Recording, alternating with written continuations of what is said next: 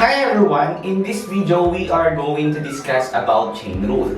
So chain rule is used when we are going to find the derivative of a function which that function is a composite function. So it means that the given function is composed of another function. So y is equal to f composed of g of x. So the f function is composed of another function. So we can express also the given function where f of u, where u is equivalent to g of x. So if we're going to take the derivatives of this function, so the derivatives of y, okay, so the derivatives of y is equal to the derivatives of f of u times the derivatives of u. So that's the way how are you going to find the derivatives of a function using chain rule. Example number 1, y is equal to 3x squared minus 1 quantity raised to 5. So how are we going to find the derivative of this function? So we're going to determine what is u in this function. So we're going to let u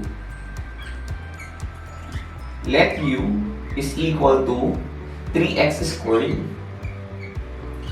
minus 1. Okay? So we're going to express this that y is equal to u raised to 5. So if we're going to find now the derivative of this, so the function is in terms of u.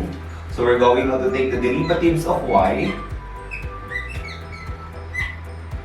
Okay, so derivatives of u raised to 5. So bring down 5. Subtract 1 to the exponent. So u raised to 4 times the derivatives of u. Okay, so where we are going to get the derivatives of u? So we let u is equal to 3x squared minus 1. So 3x minus 1. We're going to take the derivatives of u. Okay, so the derivative of this function is 6x. Okay, and then substitute now the value of u and the derivatives of u.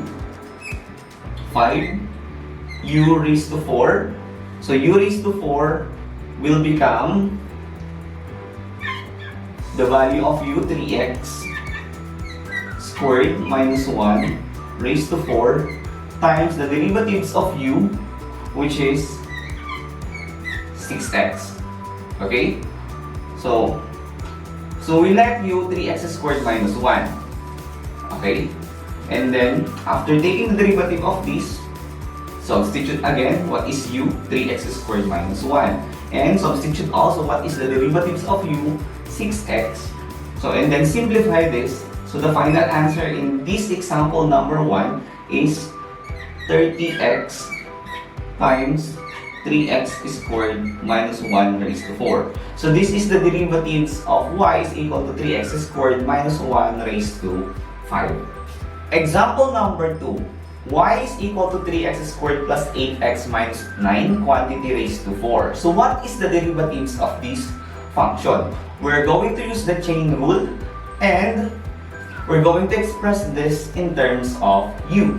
Okay? So the y function, y is equal to u raised to 4. Okay? So we let u is equal to 3x squared plus 8x minus 9. Okay? So we're going to take the derivatives of the function. So the derivatives of y is 4u raised to 3. So we apply the power rule times, we need to take also the derivatives of u times the derivatives of u. Okay. So we're going also to take the derivatives of u. So this is our u. 3x squared plus 8x minus 9. So the derivatives of u is 6x plus 8. Okay? And then, we're going to substitute this here. So, for u is 3x squared plus 8 minus 9. So, we have 3x squared plus 8x minus 9 raised to 3 times the derivatives of u. So, the derivatives of u is 6x plus 8. So, this can be the answer or the derivatives of y. Or, we can express as 24x plus 32 times 3x squared plus 8x minus 9. So, we distribute 4 to 6x plus 8. Okay? So, raised to 3. Okay, so this will be the final answer. So, this is the derivative of y is equal to 3x squared plus 8x minus 9 quantity raised to 4. Example number 3. Find the derivatives of y is equal to square root of x squared minus 1. Okay, so in this case, we're going to apply again the chain rule. Okay, so we're going to express the function or the equation in terms of uy is equal to square root of u. So we let u equal to x squared minus 1.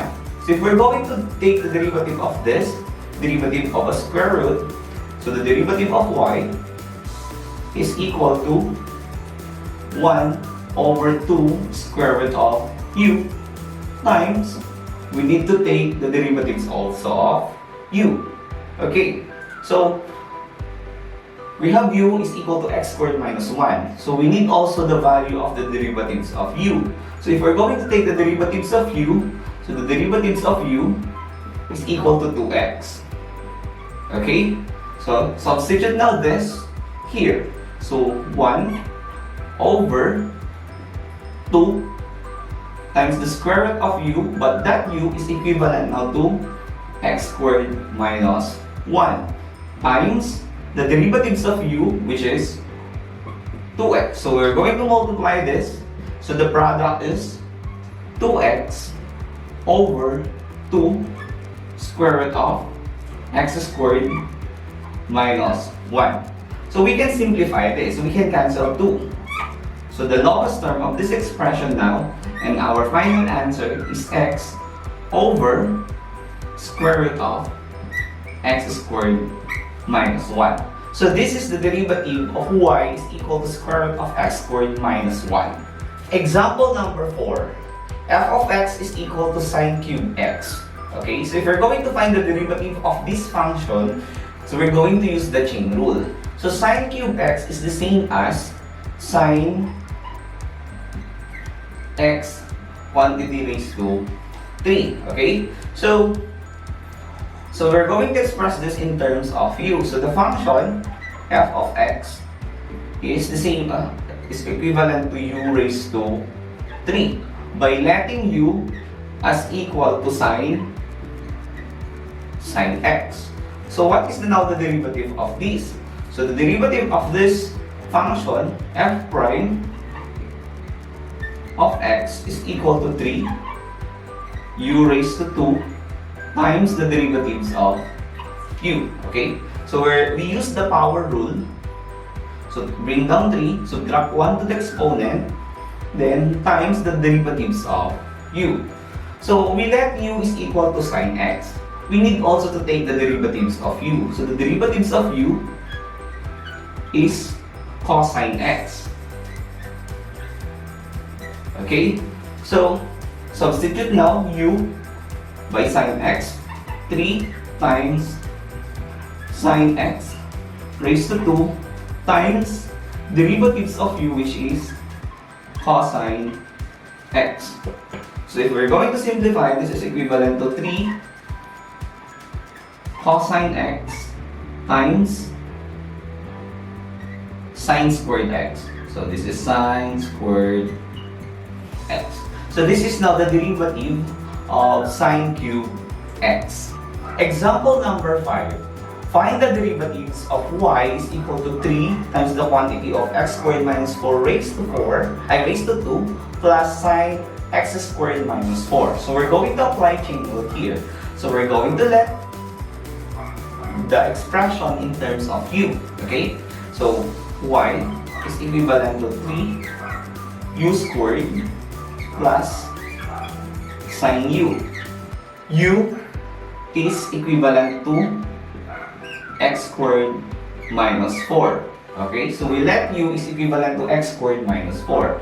That's why the function become 3u squared plus sine u. Okay, so we're going now to find the derivatives of this. So y prime is equal to derivatives of this. 2 times 3 is 6. Subtract 1 to the exponent. 1 na lang times the derivatives of u. Plus derivatives of sine u is cosine u times the derivative also of u. Okay?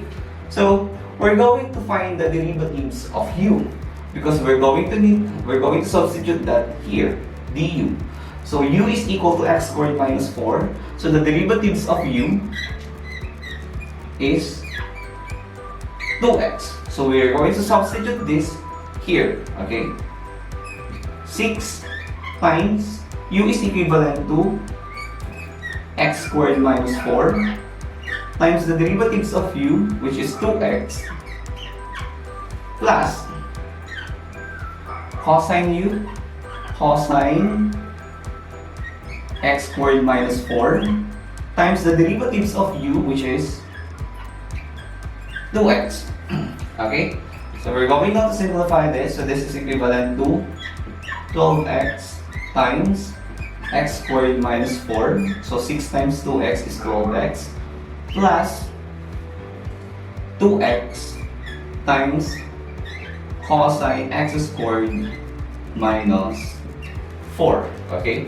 So that is not our final answer, or we can distribute also this into the binomial expression. This is equivalent now to 12x cubed minus 48x plus 2x cosine x squared minus 4. So this is now the derivatives of this function.